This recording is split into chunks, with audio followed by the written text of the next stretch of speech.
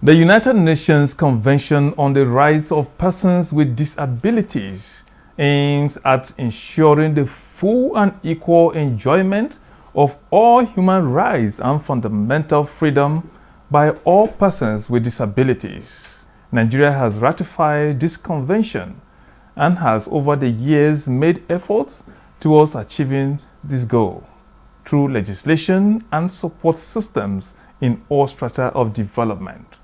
Key among measures taken so far is the enactment of the 2018 Disability Law prohibiting the discrimination of persons with disabilities and the establishment of the National Commission for Persons with Disabilities to coordinate strategic plans to drive home better life for the disability community in Nigeria.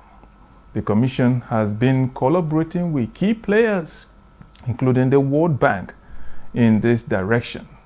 But is the country on the right track? My guest will speak to some of the strategic development plans on the spot. I am Joseph Wotsem. Welcome to the program.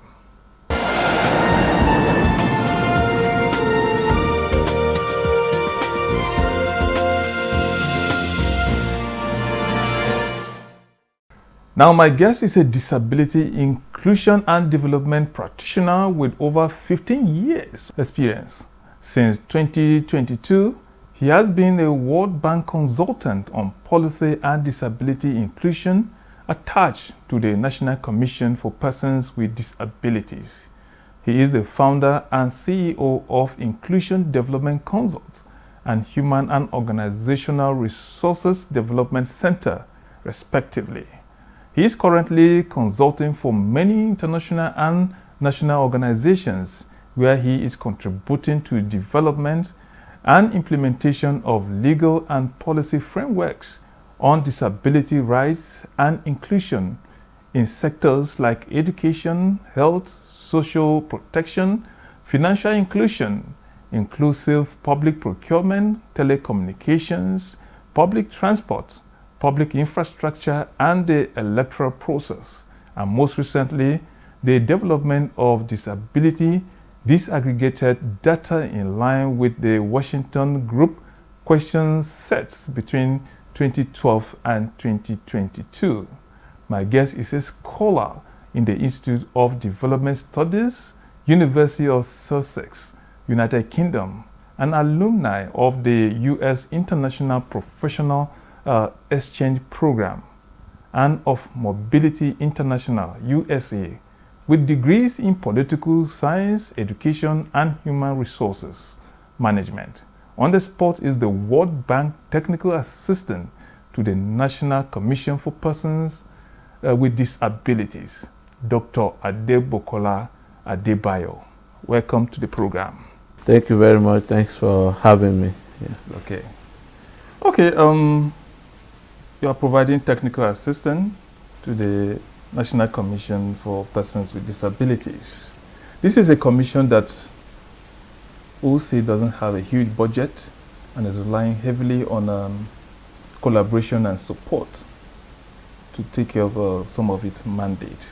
As a World Bank person in that commission, what role is the World Bank playing in assisting the commission to meet up with his mandate?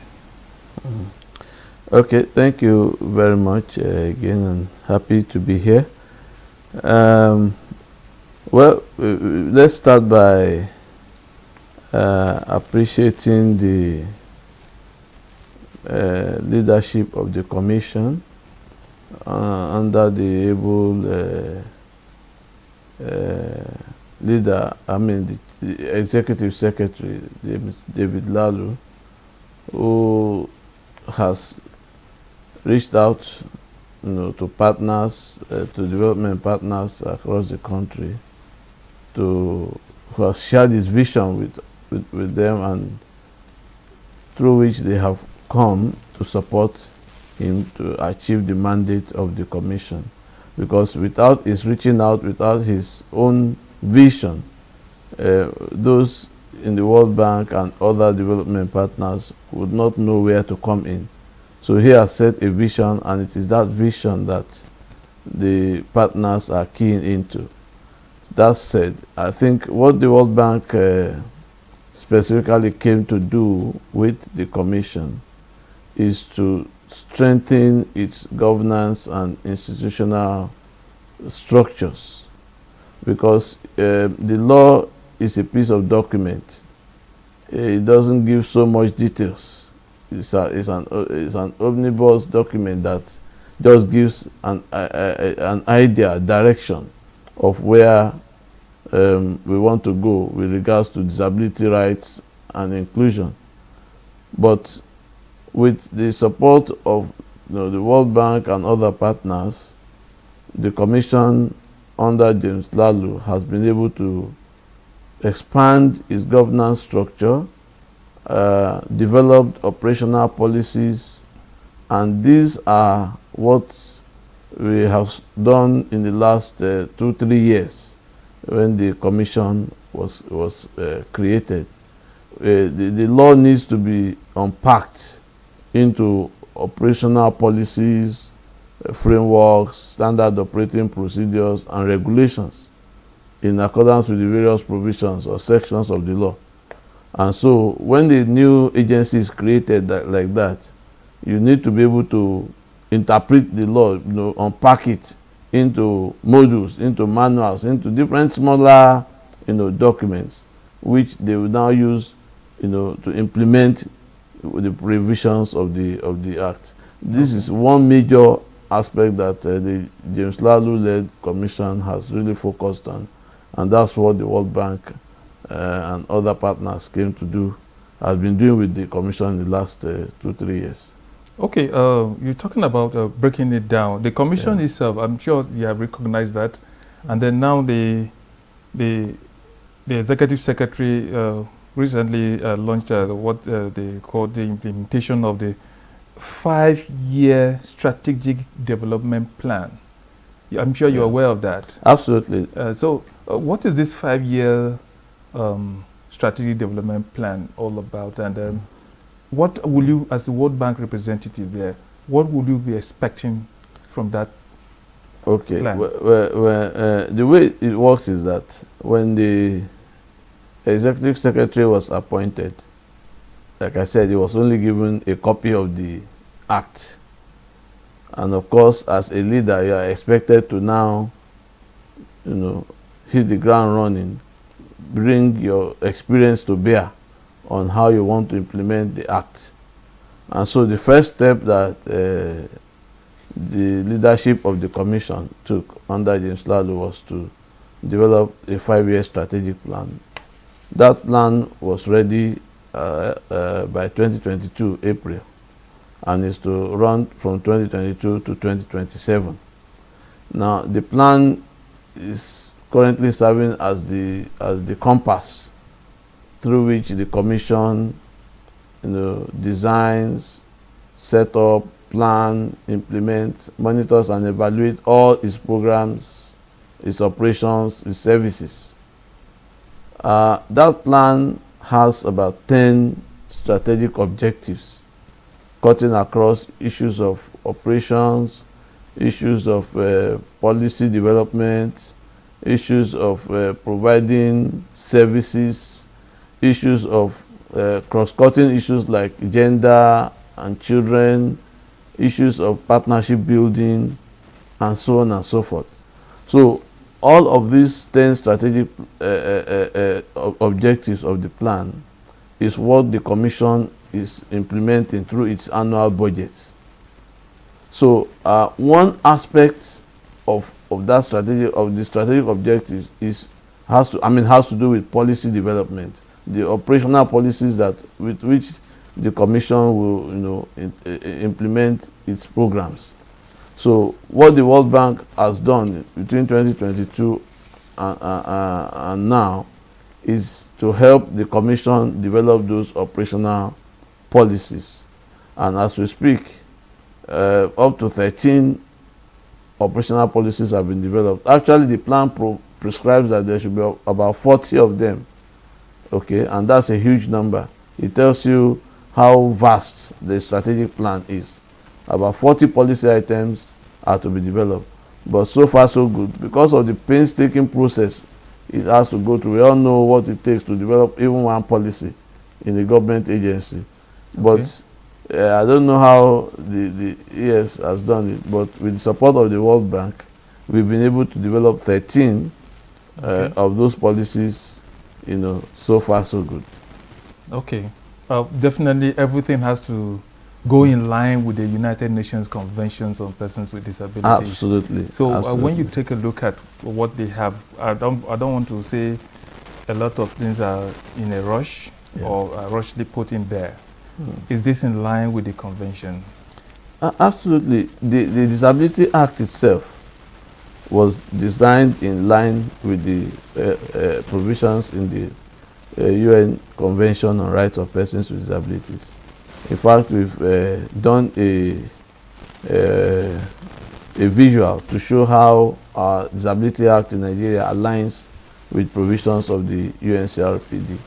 And so, if you look at the various provisions of the Act, it talks about access to infrastructure, it talks about access to health, it talks about access to education, access to social protection, access to rehabilitation, access to employment and economic opportunities, right to participate in political and public affairs, and so on. There are so many. In fact, the first 30 to 33 sections of the UNCRPD are aptly captured in the provisions of the Disability Act as well.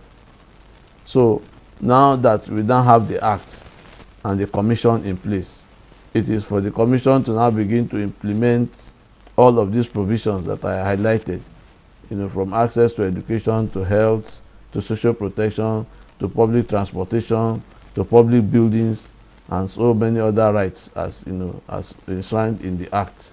So that's what the Commission is set out to implement.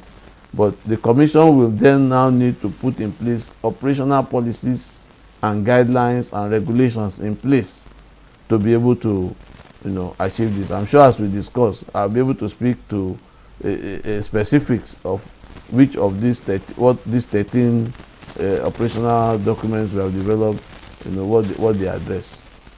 Okay. Yeah. Okay. I read you're one of these persons that celebrated the autonomy of the local government, the judgment that just came of recent. Exactly. You if I'm correct, you said you want the local government to go ahead and allocate 10 to 15% of their budget on issues of persons with disabilities. Is not be demanding too much from the local government? No, at all. In fact, that's even very little. What informed that is that presently the James Lalu-led Disability Commission is working with some partners to develop. They've developed what we call local government disability framework. It's one of the frameworks that the documents that the Commission has developed. Before now, there was no role. There hasn't been any role that local governments play in managing the affairs of people with disabilities. And most times, the reason is that, disability is very expensive endeavor, their equipment and all of those things are beyond the reach of local government budget. So, now that the Commission under James Lalu has developed a disability framework, and to add to that, the Supreme Court has now issued a judgment to say, look, local government have direct access to your funds. It means they have access to more money now, more resources. So the excuse that, we don't have the budget to cover disability because the funds available to local government are very little, that is now history. And that's why we put it out there that we expect that local government should be able to commit 10 to 15% of their budgets to covering persons with disabilities, because according to the UN, 10 to 15% of every population are made up of people with disabilities. So whether at the local, at the state, at the federal, and at the global level.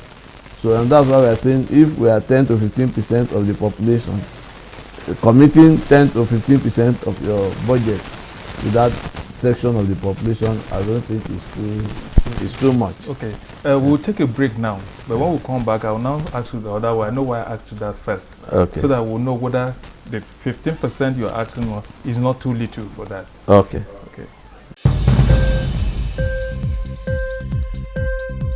NTA News 24 has the sole mandate of bringing news to you anywhere and everywhere.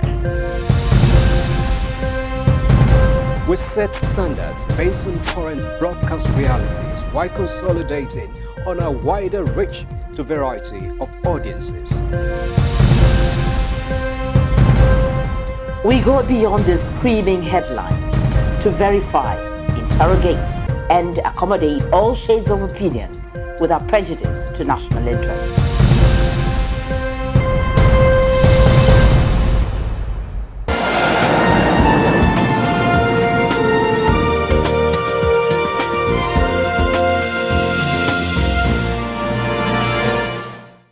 Welcome back to On the Spot with World Bank Technical Assistant to the National Commission for Persons with Disabilities, Dr. Adebukola Adebayo. Thank you. Okay, before we went on the break, we were talking, I deliberately asked you that question, whether it's going to be too much. Now, when you look at what let me say that there has been a huge neglect in the past in terms of inclusivity regarding persons with disabilities. You know, even the act itself, you had to make a lot of amendments by, that's 2018. Yeah. And then the commission also came up. Yeah. When you are asking of there's huge gap. You talk about infrastructures, you are talking about assisted devices in terms of participation in politics and political processes and so on. Given all this, let me ask you the other way around. Is that 10 to 15% not too little for these persons, given that the long years of neglect? Yeah, we have to start from somewhere, and we can't possibly ask for the entire budget. There is a strategy to this. When we say commit certain percentage of your budget to persons with disability, it doesn't mean that it is just that. For example, we expect that there are specific needs of persons with disabilities, in every society. We expect the government to look into that. But there are also provisions. When you make provisions for everybody, you also mainstream people with disabilities into those provisions. For example, when you are building roads, you don't build a separate road for people with disabilities. You don't build a separate school or a separate hospital for them. You only make sure that they are able to access those facilities. And that is why the first step that the National Commission under Dr. James Lalu, the first step they took after creating that 5-year strategic plan was to develop what we call an accessibility standard or an accessibility regulation that prescribes how public buildings or any form of building or infrastructure, be it road or bridge or hospitals, schools, and all of that, stadium, recreational centers, and so on. There are standards they should meet when in terms of creating physical access for people with disabilities, whether those on wheelchair and those who are blind and all of that. So that was the first document among the 13 documents I mentioned earlier that the National Commission has developed. So they now have a national accessibility regulation. In fact, that regulation has been endorsed by the Federal Executive Council. So that in Nigeria now we have the measurements, the correct measurements of how a ramp should look like, how a building should be able to accommodate people with different disabilities. That has been developed and is being implemented by the National Disability commission as we speak. So when we are now saying that local governments should say, oh, 15%, we expect that when they are building roads, when they are building markets, all of the infrastructures that fall under their purview, they should make use of this accessibility regulation that the National Disability Commission has developed. The same thing with other functions that fall within the purview of the local government. If you look at Schedule 4 of the 1999 Constitution as amended, you will see all the list of functions that the Constitution has prescribed for local governments, including primary health care, basic education, building of trunk C roads, and so on and so forth, building of markets, and so on. So you see that the local governments are expected to mainstream disability into all of these functions. Okay. We are pressed for time, so we will not have much time today, but I want you to give us an insight on this. The last general elections in the country, there was a huge call for assistive devices for persons with disabilities. I know the World Bank, the United World Bank, assisted the government in terms of preparation for that particular elections. Give me just a few, maybe a minute or two. Just tell us how you look at this. What role do you want the World Bank playing now to improve on that? Because there was a huge cry. The way the World Bank works is we don't just go into everywhere. It is where the government of the country wants the bank to support. That is where they put in their resources. As far as disability inclusion is concerned, the World Bank has so many projects in education, in health, and so on, and they are supporting, ensuring that disability inclusion is mainstreamed in all the projects that they are supporting.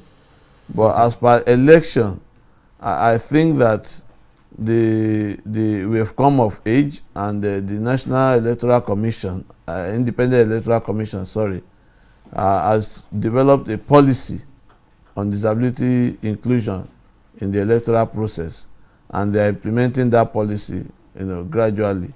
So we have left where we used to be some 10, 20 years back, when people with disabilities were not having any access at all. Right now we're having some access. We're only asking that they expand the space. But I know that if the Nigerian government requests the World Bank to come and assist it in developing, they'll come in. They may be able to come in. Okay, thank you so much, World Bank Technical Assistant to the National Commission for Persons with Disabilities, Dr. Adebukola Adebayo, for being on the spot. Thank you so much for having me. It's okay. Thank you to viewer for always being there. I'll see you on the next episode. I'm Joseph Woodson. Bye-bye.